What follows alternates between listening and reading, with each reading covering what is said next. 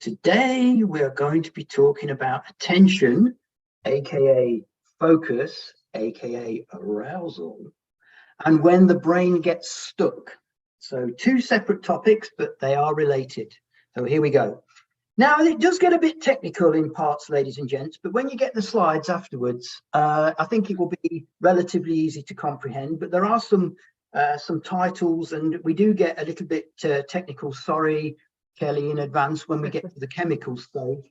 But today we're going to be talking about arousal through inverted U, chemicals, how to get arousal or attention or a focus shift right. Yes, there is a way. And then a quick summary. And then we're going to talk about impasse when the good old brain or the prefrontal cortex gets absolutely stuck, and what can you do about it? And then we talk about inhibiting. There's that word again. You know, we've talked about weapons of mass distraction, and how do we get around them? By inhibiting. We talked about that last month, and here's that word again. How are we going to inhibit? What are we going to inhibit? And then I very corny joke, are you okay, which is a model to explain when the brain gets stuck and what you can actually do about it. So here we go. Arousal and the inverted U. Hey, do you remember Rose?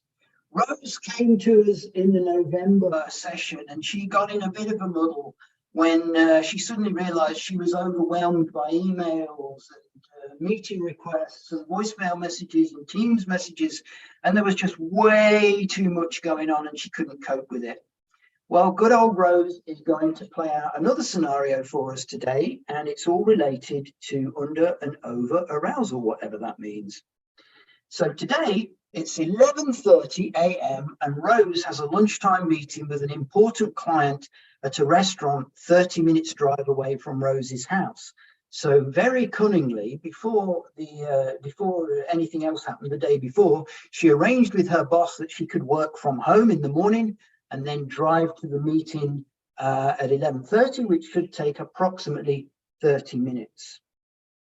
Good old Rose, because she remembered the lessons from our session back in November, thinks about not having to deal with all those emails or calls for the next 30 minutes and lets out an audible sigh of relief. Phew! But things start to go wrong. 10 minutes into her journey, she's just joined the freeway or the highway, whichever way you want to call it, and she suddenly realizes, oh no, I'm going in the wrong direction. Now, what she's done, she's zoned out and gone into autopilot, and the route that she's going is the route that she normally takes her kids to drop them off at school. But that's the wrong direction.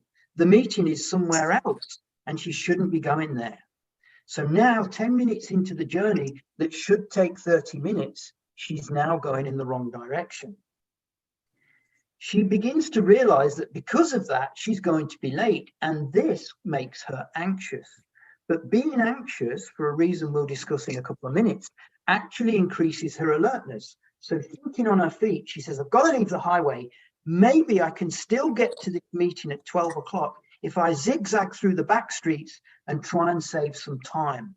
So she's thinking on her feet, but she's focused. However, 5 minutes before the meeting time, she's now starting to get really tense because she knows, even though I've tried to save time, cutting through the back streets, making shortcuts, everything that I knew how to do while I was focused and alert, I am not going to make it for 12 o'clock. So now tension is beginning to rise. This, unfortunately, has another knock-on effect, because while she's getting tense, that represents an internal distraction, and oops, Rose misses a turn that she should have taken that is now going to make her even more late and stressed. Ladies and gentlemen, has this ever happened to you? Because it seems to happen to me all the time. What on earth just happened to Rose? What was the process that caused her to be focused, then not focused, then making mistakes, and then, not making that important meeting, or at least she did, but she was very, very late. It's all around arousal. And the basic point about arousal is it's the level of activity of any part of the brain. Now, that's important because for 1 second, we're not just talking about the good old prefrontal cortex now. We're talking about any part of the brain. But it's also important to recognize that as some regions of the brain become busier, others go quiet. So when you do go into subconscious mode, when you're on autopilot driving your car, chances are the prefrontal cortex will be quieter than normal because you're using a different part of the brain. But remember, especially for the prefrontal cortex, the good old bit in the front and center there, everything has to be just right. This is what we've been saying for a couple of months now. Everything has to be just right for it to perform optimally. So what happened to Rose in that scenario? The first thing that happened is her brain and her prefrontal cortex in particular were under aroused. Or in other words, there was under arousal between 11:30 and 11:40 when she zoned out. She went into autopilot, and only when she woke up and spooked herself did she realize that she was going in exactly the wrong direction. But that was because the brain was under aroused. We'll get into this in a minute. The right level of arousal actually she got to when she spooked herself and realized, oh my goodness, I'm going to be late. What can I do about this? And now all of a sudden she's focused. Well, I could try and take some shortcuts through the back streets to get to the meeting, and maybe I might just make it for 12 noon. So that was focus, but focus was quickly lost. So now there's over arousal or overactivity in the brain because she starts to get tense at 5 to 12 because she realizes my chances of making this meeting are incredibly small now. I am going to be late. This is not going to look good with the client. And because of that, more over arousal of the brain, she misses the turn that she should have taken. And now she knows the earliest she can get to the meeting is 10 past 12. And it's all about arousal. But notice on the screen there's under arousal and there's over arousal, which means somewhere in the middle, there has to be a sweet spot. And how do we know? And how can we be cognizant of what that sweet spot is and recognize it when we have it? Well, this is why we talk about the inverted U. So in terms of the level of activity of the brain or arousal on the horizontal axis, you can be under aroused or underactive, optimally active or overactive. And the performance of the prefrontal cortex in particular will depend on whether you're under, optimally or overactive. So this work was actually done over 100 years ago by Yerkes and Dodson in the US, who discovered the inverted U that says performance is poor, when performance being the performance of the prefrontal cortex is poor at low levels of stress and arousal. Now just think about that for a second. You need some sort of stress in your life. Otherwise, you're going to underperform, or the prefrontal cortex is going to underperform. So no stress is not good. But then performance hits a sweet spot at reasonable levels of stress, whatever they are. And then performance tapers off again at high levels of stress and arousal. And remember, the prefrontal cortex is really, really fussy. Well, while we were waiting for you guys to join the call today, Kelly and I were talking, and Kelly suddenly went, all of a sudden my brain is going. What was happening was she was zoning out, probably because she was talking to me and it was getting boring, but she zoned out and she suffered from under arousal or underactivity. And then she came back the other way and said, there's just too many things going on in my brain at the moment. Well, at that point, she switched from underactivity to overactivity. The brain is now too aroused. And to get those things out of her brain, there are one or two things that she could do, and we'll come on to them in a few minutes. But under arousal, over arousal, where is the sweet spot? Well, the sweet spot is actually found in chemicals. And I do apologize to Kelly in advance. I did promise Kelly way back in September that I would never get technical because we're talking about the brain, but I can't actually avoid it today because of neurons and what happens to neurons, as described to us by a very, very intelligent and knowledgeable lady called Amy Armstrong of Yale University, who spent the last 20 years of her life looking at what happens that makes the brain under-aroused and over-aroused and how we can find this sweet spot. So basically, a neuron is a brain cell, very simply. But one of the interesting things about brain cells, they make networks. Trillions of brain cells are making networks all the time, even as we speak. But the actual brain cells are not connected. there's a gap between the brain cells called the synapse, and the synapse acts as a receptor that will either send or receive messages, passing them on or receiving them from an adjacent neuron. But remember, there's trillions of these going on in the brain. So this is like a many neurons. But what happens is, for the neuron to activate the prefrontal cortex, it has to generate an electrical pulse or an electrical signal. And as that travels down the neuron or the nerve cell or the brain cell, it basically then converts at the synapse into a chemical signal. And it's the chemical signal that determines whether the brain is going to be underactive, optimally active, or overactive. And there are only two signals that the chemical signal can actually generate for the next neuron. An excitatory signal, which says, whoa, do more, do more. Or there's the inhibitory signal that says, do less, do less. So if the excitatory signal is prevalent, you're probably under-aroused or underactive, and it's telling the prefrontal cortex, hey, you got to do more, otherwise we're not going to get out of this impasse. Remember that word. And or if it's the inhibitory signal, hey, you've got too many things going on in your mind, just like Kelly a few minutes ago, time to cool it down. And how do we cool it down? By doing less. And this work of Amy Armstrong is actually really interesting, or at least I think it is. The more I learn about this stuff, the more fascinated I get by it.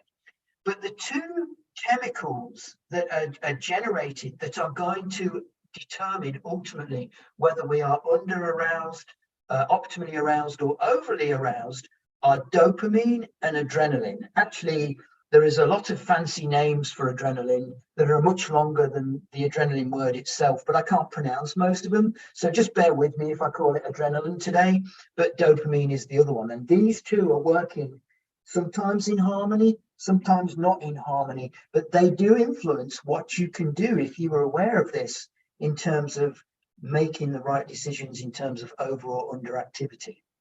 So there is the inverted U again. So if the dopamine and adrenaline levels are too low, you will probably be bored, you'll have zoned out, you'll have lost focus.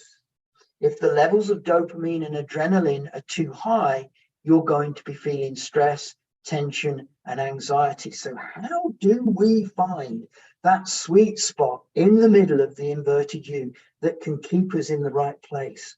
Well, there are one or two things that we can do. If raising arousal is something that the brain wants to do when arousal or activity is too low, there are two ways of looking at it depending on the chemical. Think of adrenaline for a second as the chemical of fear, of urgency or alertness. So when you're spooked, boom, something makes you jump. Immediately you have attention, you are focused. Otherwise it wouldn't have spooked you. And for a period of time, whether it's seconds, minutes, or hours, you are going to be very alert because you've just been frightened. If you can generate adrenaline by imagining something going horribly wrong, then when you're scared, you can pay more intense attention. And that's one way that you can actually convert from underactivity or under-arousal to optimal level of activity. But don't go too far, otherwise you'll be stressed out and tense.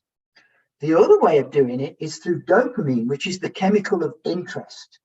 And this is where, you have to forgive me, Kelly, I promised I wouldn't say the SEX word, but I'm going to have to say it.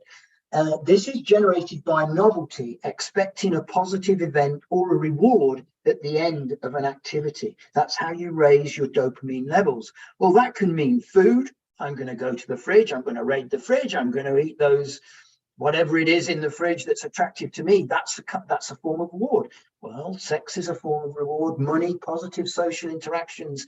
All of these things are going to stimulate the level of dopamine in your brain, generated by the receptors and the synapses in between the neurons or the brain cells. One of the interesting things about dopamine is actually the more you laugh, the more you generate. So I'm not going to say, don't go back to your boss this afternoon and say, I actually want to raise the dopamine level. I'm just going to go and watch an episode of Monty Python or Seinfeld or another, comedy program, or I'm going to tell a few jokes and make a few people laugh. But it is a way actually of when you're underactive, your brain is underactive. It is a way of generating more levels of dopamine. And actually, this actually has another positive effect that we'll also talk about in a few minutes when it comes to impasses and insights. On the reverse side of that, when you're overactive and you're stressed and you're tense, I mean, you stole my words, Kelly, a few minutes ago. There's too much going on in the brain. There's too much electrical activity in the prefrontal cortex. What can you do? Well, you've somehow got to figure out how to reduce the volume and speed of information that's going through your mind, because you just can't cope with it. And we know that, one thing at a time, one thing at a time. Well, one of the ways you can do that is literally by just writing things down, get them out of your head. So instead of just thinking to yourself, I've got the Your Mind at Work peer group at 12 o'clock. I've got to speak to my boss at 1:30. I know they've got an interview coming up at 4 o'clock today. Oh, am I going to remember all these things? Well, yes, well, write them down. Go to your peer group, meet with your boss, go do that interview at 4 o'clock. All of a sudden, I've emptied the prefrontal cortex, less conscious noise going on in the brain, and that has reduced my stress or my level of tension.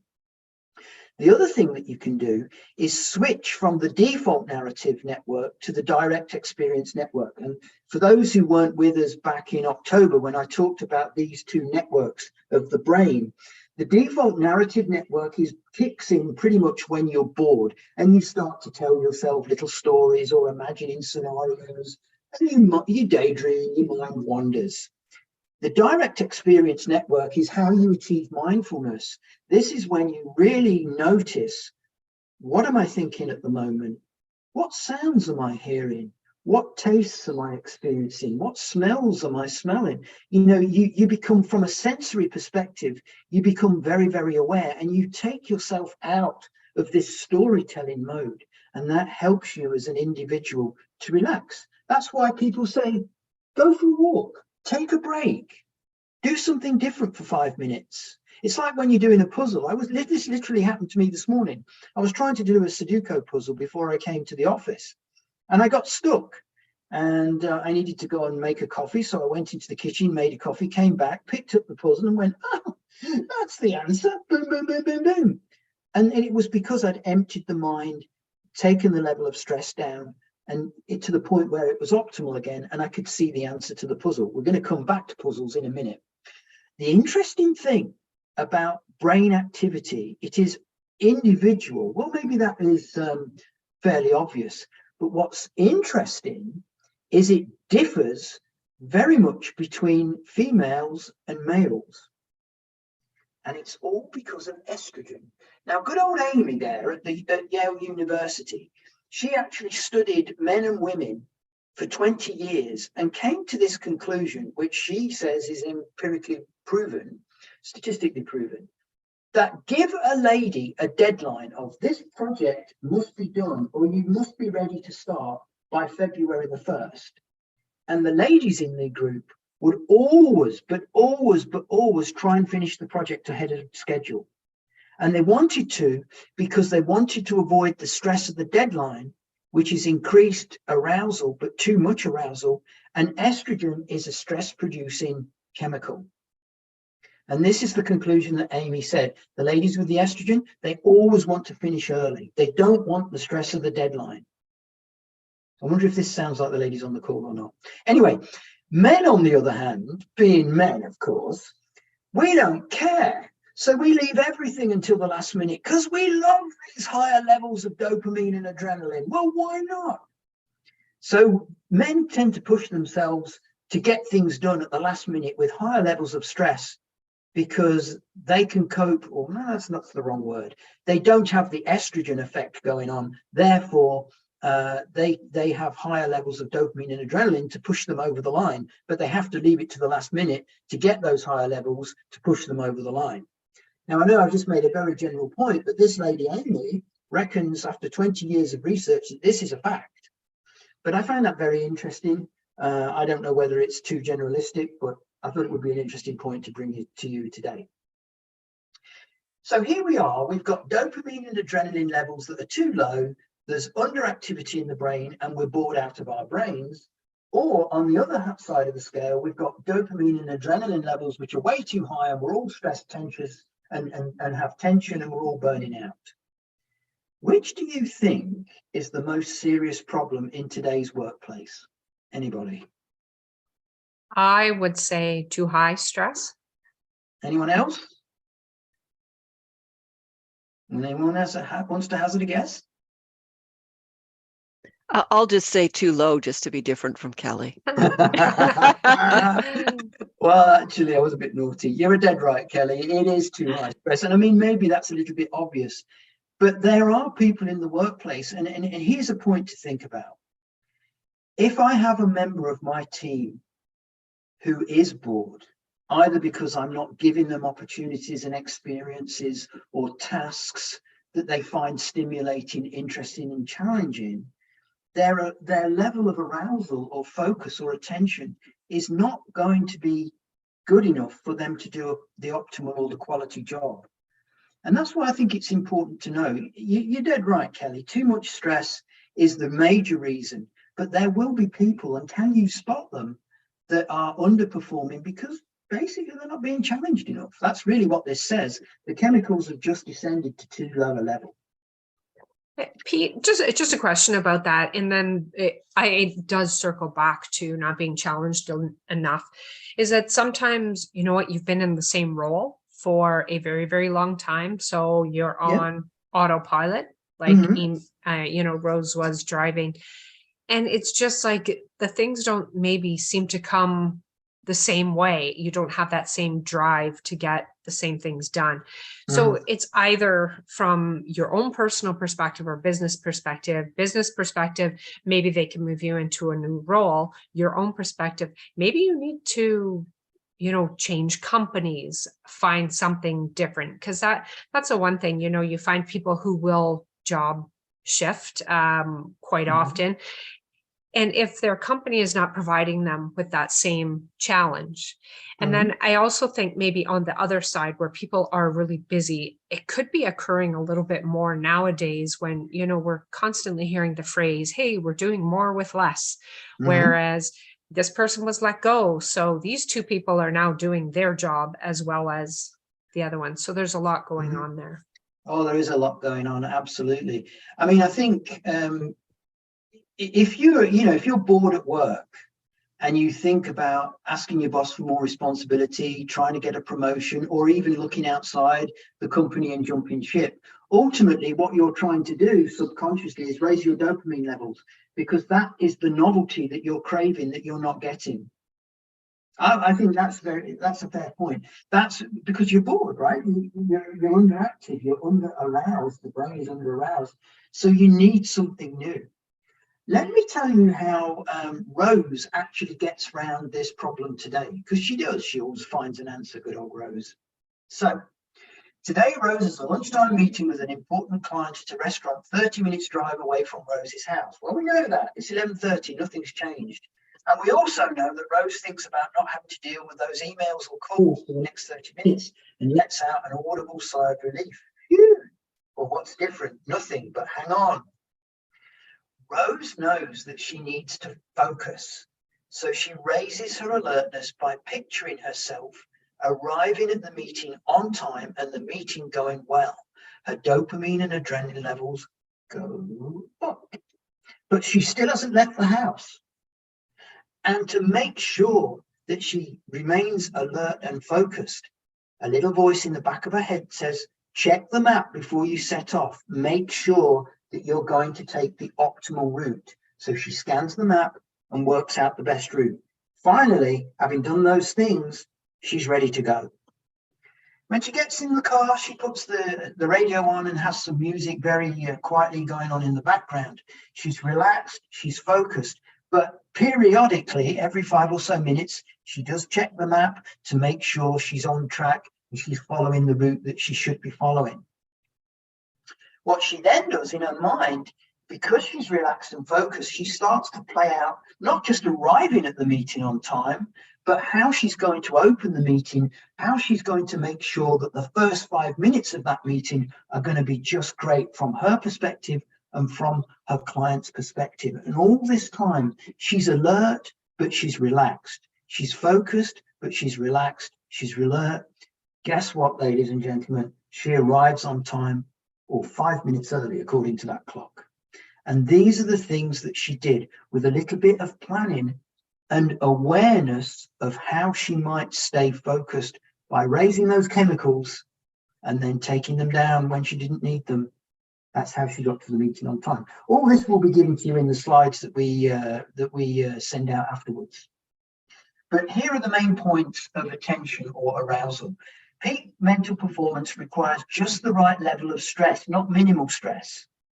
Peak mental performance occurs when you have intermediate levels of two important neurotransmitters, sorry for the techie speak, dopamine and adrenaline, which relate to interest and alertness.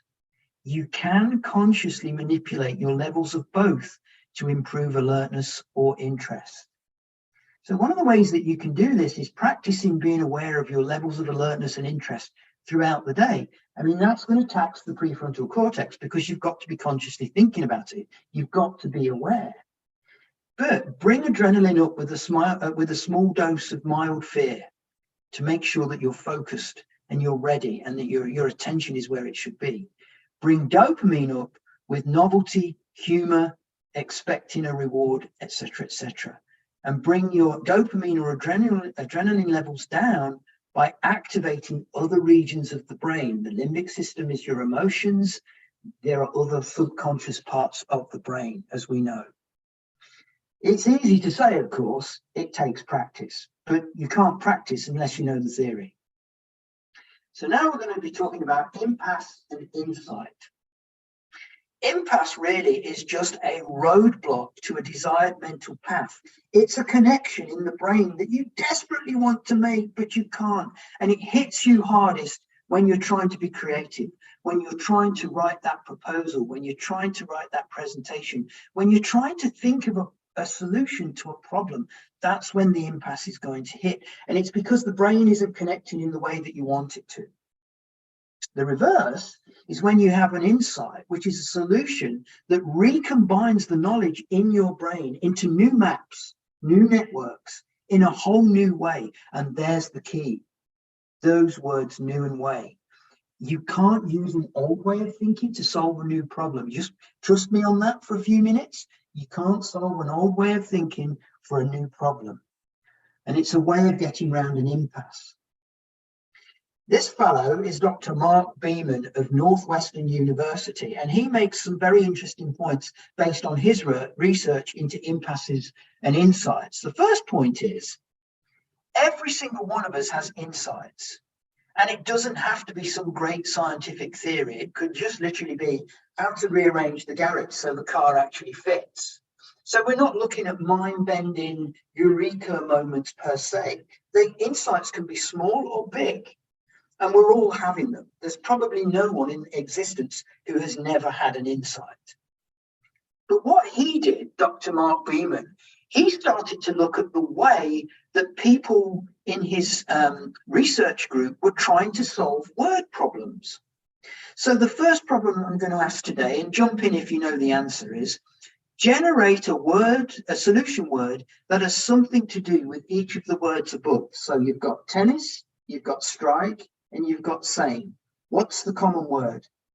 Anybody?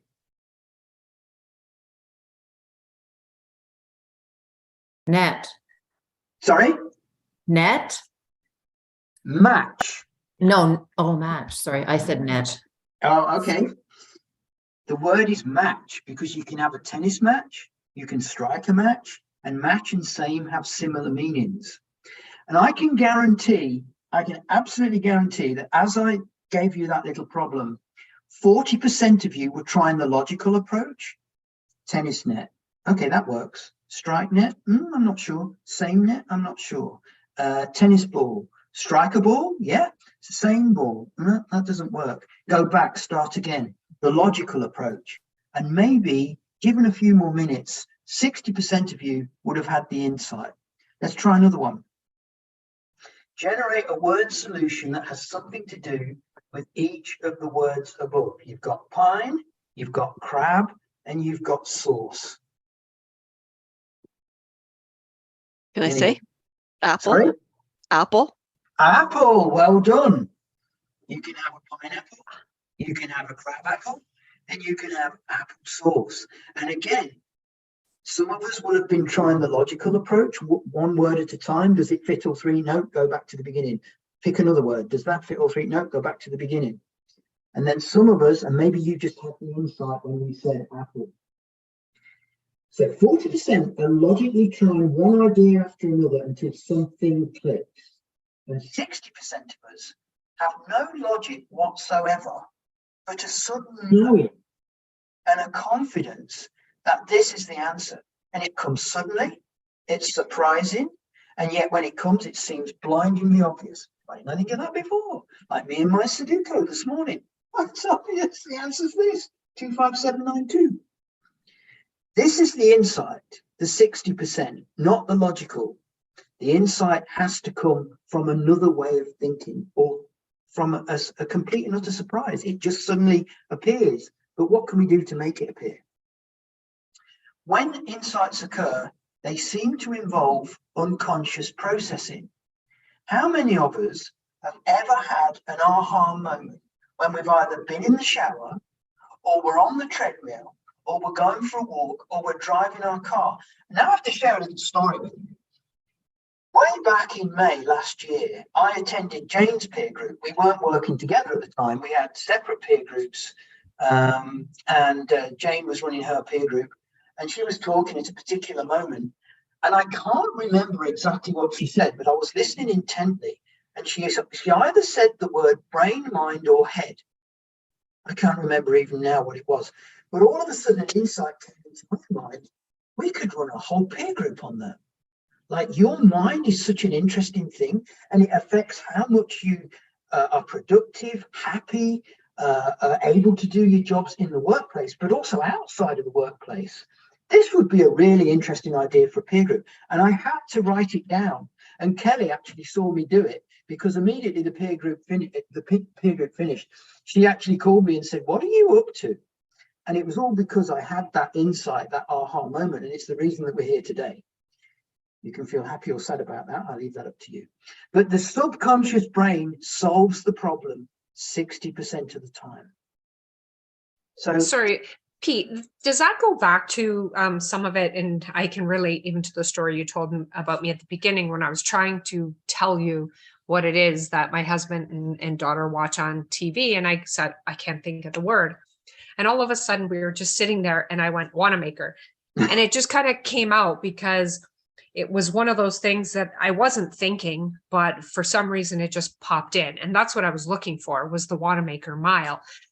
So it's that unconscious part of things that your brain, because I think everybody could relate to it. You know, you're trying to think of the title of a song or the actor that was in a specific movie. And, you know, later you're brushing your teeth and that name pops in your head. Is that because you've kind of shifted certain parts, or your brain is constantly working to think those things through?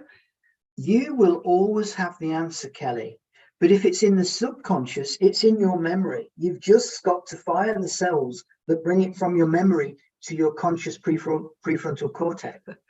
That's the difference. Okay. And when you thought of the word, that had happened. The connections had been made in the brain. Okay. This fella, Dr. Stellan Olson, building on the work of Amy Arnson and Mark Beeman, did some more research on this and then found some interesting facts which create impasses.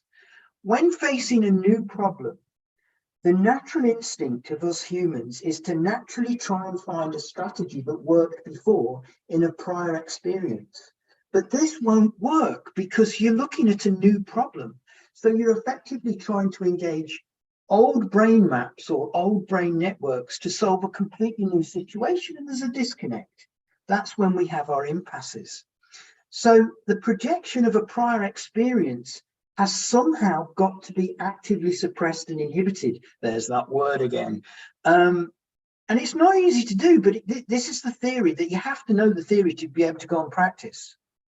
So remember, if you're faced with a new problem, don't rely on what happened in the past necessarily, because you're switching off or you're reducing your creative juices. So the ability to stop oneself from thinking something is central to creativity. This is why And Chris, my good chum Chris St. Pierre, who's on this call today, I was in a meeting with Chris once, with the EX team were meeting, and I suddenly told everybody, stop what you're doing. And I showed them a picture of a bottle. It was a wine bottle. Do you remember this, Chris? Yes, And I do, yeah. Yeah, and I actually said, right, jot down 10 to 20 words that come into your mind when you think of that, when you see that wine bottle. And everybody went off and we did those again.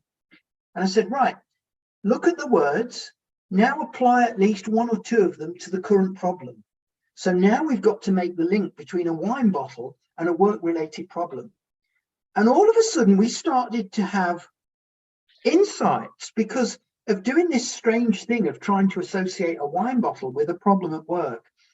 We used the words like cork, bottle, wine, drunk, anything, but it was related to the actual problem itself. And once you do that, you're starting to make new maps in the brain.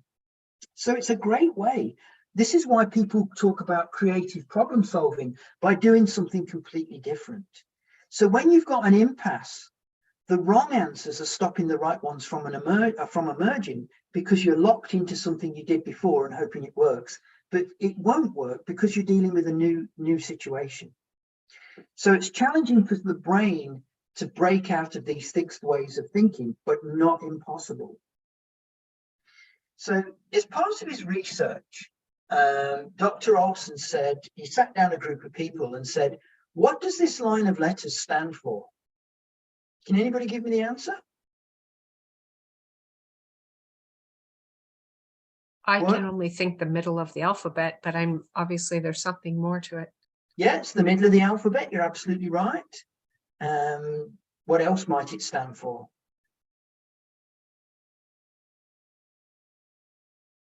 No? All capital letters. I don't know. Capital letters. You know I'm teasing you, don't you? Everybody is looking at this from the perspective of the alphabet because we recognize it. It's comfortable. We all know the alphabet. And to your point, Kelly, yeah, Pete's just taken the middle section of the alphabet and said, what does this line of letters stand for? But now we've all gone into old mode. We're going back to what we know. So we're locked into the alphabet. We can't see beyond the alphabet. Well, they sound like the first four I jack or something, but I can't figure out the rest. So what you're trying to do, yeah, you're trying to sound them and the word. Yeah.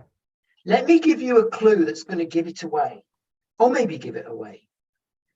If I say to you, I'm going to tell you the letters HIJKLMNO.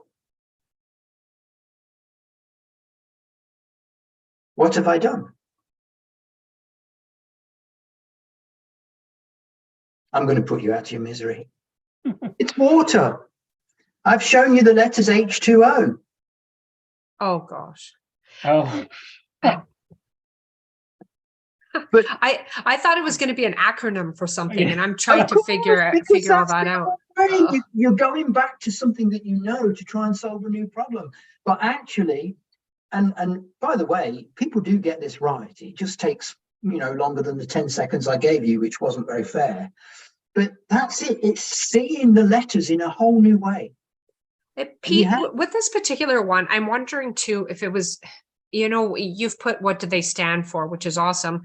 When you kind of you solve those problems and they show you like over, under, whatever, like they'll show you different, almost like a word problem.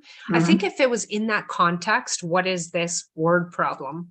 Then maybe it's different. So I'm wondering if it is how things get framed to you, because obviously this is, and I'm not faulting you for how you did it, because I love your thinking, how you have said we automatically go back to what feels comfortable, what feels right to us, and what at this point is obvious. When you said H2O, I'm going, oh my gosh, that couldn't be more obvious. So I think it's sometimes how the problem is presented to you, and it's how it's framed.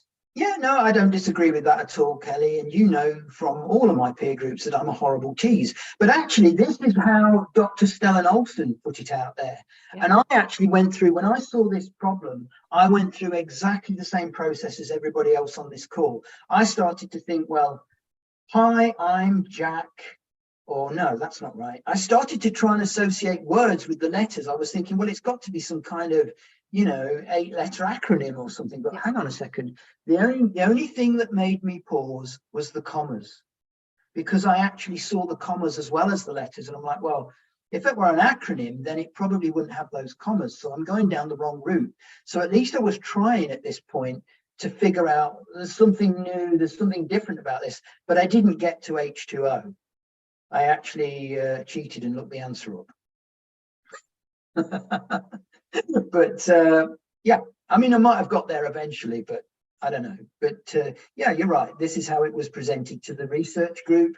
And some people had the insight by using this new way, but many, many people went back to, well, it's the alphabet, isn't it? So what does that stand for? Interesting. I think I agree with what Kelly was saying, the way it was presented, because the list of letters, now that you explained it, reminded me of the Amazon logo. Amazon has an arrow that goes from A to Z, to signify that they sell everything from A to Z. So, I mean, the point that the good old doctor there was trying to make is beware of familiarity. Don't try and stop yourself from lapsing automatically into what you already know, and treat it as a chance to be novel. Because what is that? What is creativity at the end of the day? It's a chance to be novel, to produce something new, fresh, exciting, stimulating, that's going to get, your curiosity or other people's curiosity and attention. Here's where good old dopamine comes in again. Dr. Beeman actually enhanced his research by studying his groups and those people who were able to have insights like, getting to the answer of H2O and the word problems and everything else. And he actually found, again, statistically proven, that the happier you are, the more likely you are to have insights. So that's when I said earlier, if you're trying to be creative and you're really hitting an impasse, go watch an episode of Monty Python, Seinfeld, or whatever comedy program works for you for 30 minutes. Have a good chuckle and come back. Because if you're happier, you've raised your level of dopamine and you are more likely to have an insight. Don't mean you'll have one, you've just increased your chances. So he actually said, if you're sad, depressed, bored, not stimulated, your chances of having an insight are very, very drastically reduced. Just worth bearing in mind. Pete, what about being calm and serene? So like meditation, how does that help in the same way that like being happy could be? Because when you're meditating, you kind of get rid of all sadness, stress, maybe? Meditation is great from the perspective of it's one of the ways to achieve mindfulness. Meditation per se won't necessarily increase your level of dopamine. And what, I mean, you can come out of a session of meditation and feel calm, but it's only if you feel happier, according to Dr. Beeman, from an emotional perspective, that you are able to increase your ability to have insights. I can't speak in any more detail than that because I'm not an expert, but mindfulness, knowing that you're happy, raises your dopamine level. Just really quick, because I'm very aware of the time and I want to leave some room for conversation. Area model basically says, if you focus lightly on an impasse, if you hold the impasse in mind, but reflect on, I'm getting some feedback, but reflect on your thinking processes. Okay. If you have insight, you will have a burst of energy and your brain waves will become very active during the moment of insight, but it won't last. So you remember when I said I had my aha moment during Jane's peer group, and I knew immediately I had to write it down, because if I'd have gone 5 more minutes in the peer group not writing it down, it would have gone. And that's really what the ARIA model is saying.